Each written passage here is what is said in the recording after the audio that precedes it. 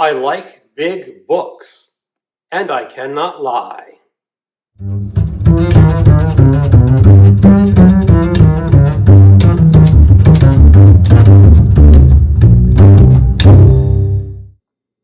Hello, welcome to my channel. Another bibliophile reads.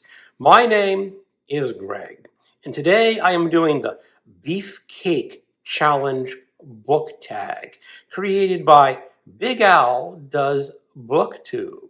This is a tag that will emphasize reading big books in 2025. It focuses very heavily on physical print books in the prompts. However, I'm also a big reader of audiobooks and digital books. So before I get into the proper prompts, I want to talk about some excluded audio and digital books that I will be reading in 2025. First, there comes Natchez Burning by Greg Iles. That is 865 pages in the print edition. It is the first of the Natchez trilogy set in Mississippi and will deal with some racial conflicts, I believe.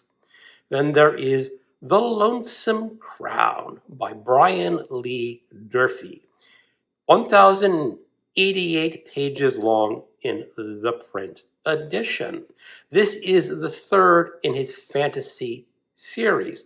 I have read the first two, and even though I am not normally a fantasy reader, I was quite captivated by The Forgetting Moon and The Blackest Heart, which are the first two titles in his trilogy. So I'm definitely going to emphasize finishing his trilogy early in 2025. And then lastly is It by Stephen King. That is 1,184 pages long in the print edition. This is going to be my March of the Mammoth book. I have a number of people I'm going to be group reading this with, and a little later in the year, I'll make an announcement and see if other people want to join the group read of It by Stephen King. Lastly, before I get into the proper prompts, I do want to emphasize one book that got cut. This is a book that I've been meaning to read for quite a number of years, and I never have the courage to read this book because it is very daunting. This is Miss Macintosh, My Darling by Marguerite Young, 1,198 pages long. Not only that,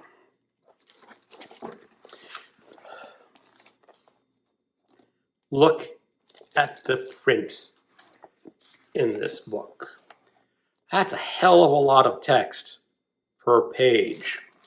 I had made a schedule to read this book over a 12-week period, but I just don't have those 12 weeks in 2025, mostly because of the other books that you are going to be seeing in this video. So this is going to be a priority for 2026. Yes, it is 2024, and I'm already making reading plans for 2026.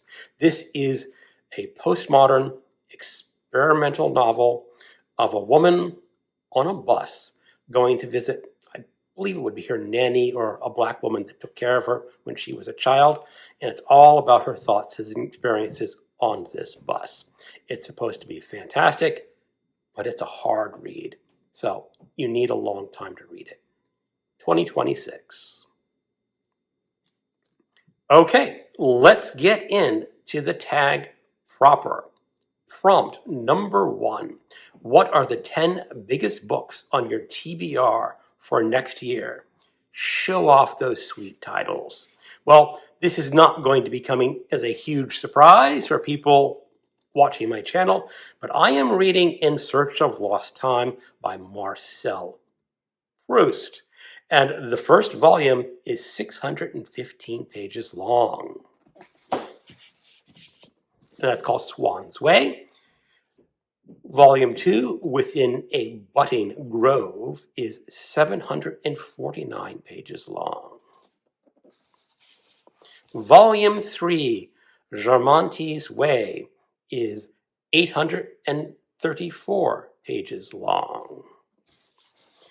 Volume 4, Sodom and Gomorrah, is 747 pages long.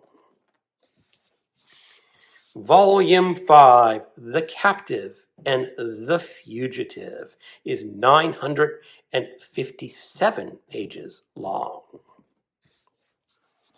The final 6-volume Time Regained is 749 pages long. This will be a year-long project to get through these 6 books, which are actually 7 volumes contained within them. And it's going to be about 10 to 12 pages per day. There is a group read on my Discord channel. I will, of course, leave a link in case you're curious about reading In Search of Lost Time by Marcel Proust in 2025. Now we are getting into the non-Marcel Proust books. And we will start off with The Dying Earth by Jack Vance. It is 741 pages long. This is actually 4 shorter books contained in one volume. This is sort of science fiction. This is sort of fantasy. It is essentially set on the Earth many, many millions of years in the future when the sun is dying. It may be fantasy, it may be science fiction, kind of hard to tell. But I'm going to read one of these novels per quarter, so I will finish it by the end of 2025.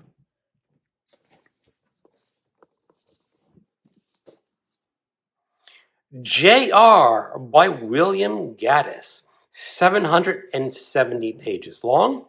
I have read this book twice before. It is quickly becoming one of my favorite 20th century novels. It is absolutely hilarious, but it also can be daunting.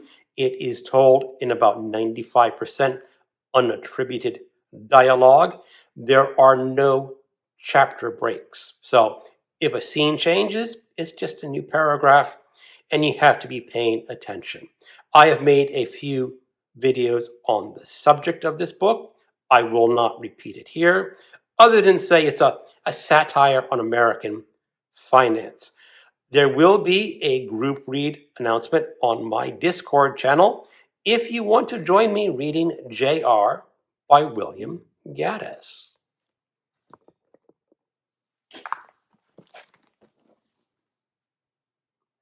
The Brothers Karamazov by Fyodor Dostoevsky.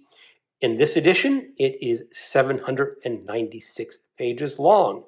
This is also going to be a group read with the Ulysses 6 on my Discord channel, because the Ulysses 6 had so much fun reading Ulysses 2024. We're meeting up again to conquer Russia. You are welcome to join us on my Discord channel. There will probably be a series of about 5 live streams where we discuss the content of the Brothers Karamazov. Now, I am holding up this physical hardcover translated by Pivar and Volonsky. I will probably switch over to the Michael Katz translation on my Kindle just because it's a newer, fresher translation and supposedly a little easier for readers of English to understand. Dostoevsky had a very strange style, which these translators emulate quite faithfully.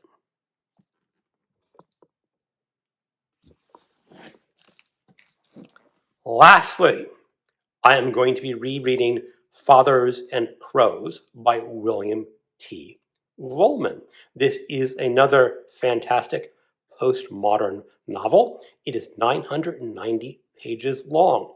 It is essentially about the 18th century Iroquois and Jesuits and their encounters in French Canada. It is a very dense, very complex novel. And William T. Vollmann takes a lot of tangents and diversions in his books. But he is a master of the English language, and he's a very moral man in many ways, because there are no good guys in this book. There are no bad guys in this book when the Jesuits meet the Iroquois Indians. They are just people in conflict. And again, I'm doing this as a group read in this summer, and you can find that schedule on my Discord channel if you choose to join me. Prompt number 2. How thick are your books? Measure them.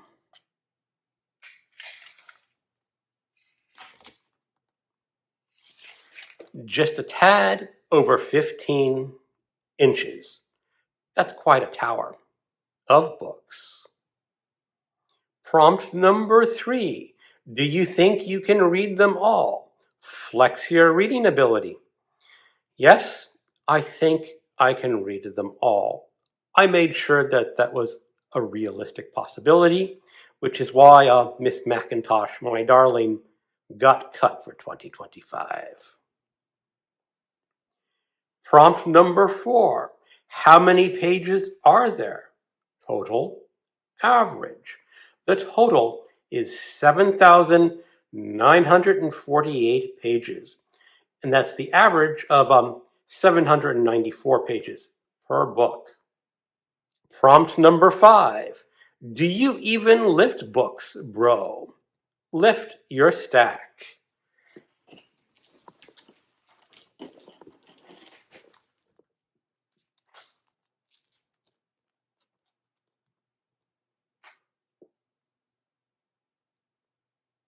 All right, I'm lifting my stack of books. Prompt number 6. Tag some people. Share the gains. Well, I know MJ likes her exercise, so I'm tagging MJ at Reading This Life. I will also tag Pat at Book Chat with Pat, because she even talks about the importance of exercise. And lastly, I'm going to tag Alan at Big Hard Books and Classics, because he talks about reading big hard books, and he does some, but he needs to get that physical exercise in as well. Well, thank you for watching, and keep on reading.